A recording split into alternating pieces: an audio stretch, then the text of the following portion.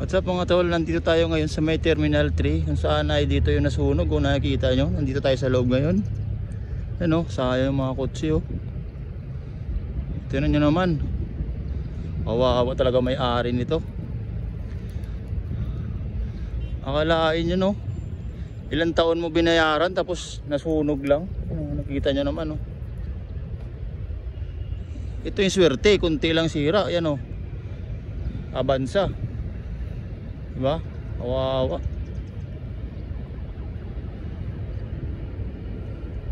Ito guys, isa-isahin natin kung ano mga kotse itong nasunog dito. Ano, may isang ano dito ng Monte, Fortuner yata yung isa oh. Tapos Wigo, may van, tapos may pick up na Ford. Ito maswerte itong Avanza na to, kunti lang yung damage oh.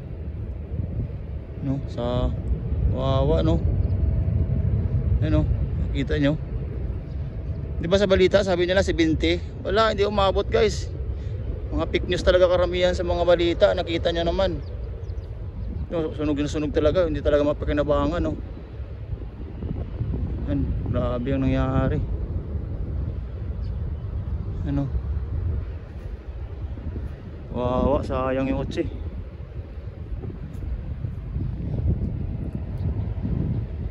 Ano, wawa. Ilang taon mo binayaran tapos masusunog lang. Yan, ang ganda, Fortuner yan oh.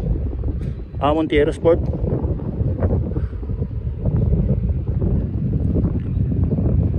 Grabe no, shirt ito oh. Hindi nasunog masyado. Diba sa balita guys, sabi nila 70 plus, pero ilang piraso lang to, umabot lang to siguro mga 19. Nakikita nyo naman, diba? Yan, bago pa na Kia to. Hala, kawawa.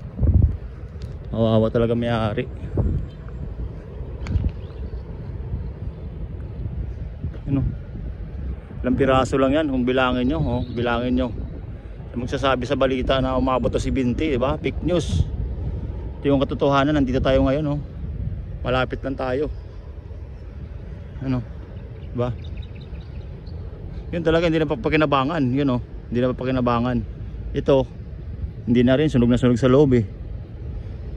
Ito, pakinabangan pa yung makina nito. Ito, makina nito pakinabangan pa. Likod lang yung nasunog. Ito, sayang, Honda City, diba? Oh, kawawa, ilang taon mo binayaran tapos nasunog lang. Update ngayon to sa Terminal 3 yung nasunugan.